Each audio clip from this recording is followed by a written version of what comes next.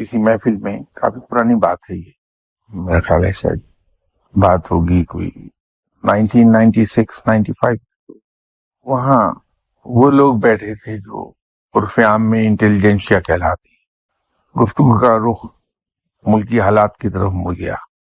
ایک صاحب بڑی شدت سے اس بات کی وکالت کر رہے تھے کہ صاحب چونکہ ملک میں غربت بہت ہے، اس وجہ سے رشوت اور بے ایمانی زیادہ ہے۔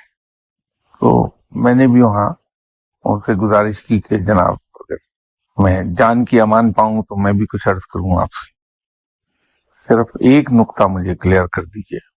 ہجرت کے پہلے 3 یا 4 سالوں، حتیٰ کہ پہلے 5 سالوں میں، ہجرت کے 10 سال مسلمانوں میں جو غربت تھی، کیا آج غربت اس سے زیادہ ہے؟ اب وہاں تو غربت کا یہ عالم تھا کہ پیٹ پہ پتھر باندھ کے کام کرتے تھے مسلمان کے، بھوک نہ محسوس ہونے پائے۔ الحمدللہ آج تو کسی کو پیٹ پہ پتھر نہیں باندھنا پڑتا ہمارے۔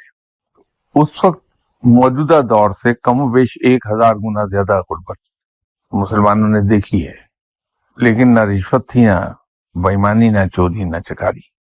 وجہ یہ تھی کہ رب پر ایمان بڑا مضبوط تھا اور اسلام اپنی صحیح شکل میں نافذ تھا، اور معاشرے میں نافذ نہیں تھا، دلوں میں نافذ تھا، کیونکہ معاشرہ انڈیویجول سے مل کر بنتا ہے۔ تو دلوں پر اسلام کے نافذ ہو جانے کے بعد جو معاشرہ تھا وہ پیورلی اسلامی ہو گیا۔ تو جب انسان کے دل میں ایمان ہوتا ہے تو پھر وہ نیگیٹو سائڈ پر نہیں جاتا، پھر وہ اپنے رب کے ساتھ منسلک رہتا ہے۔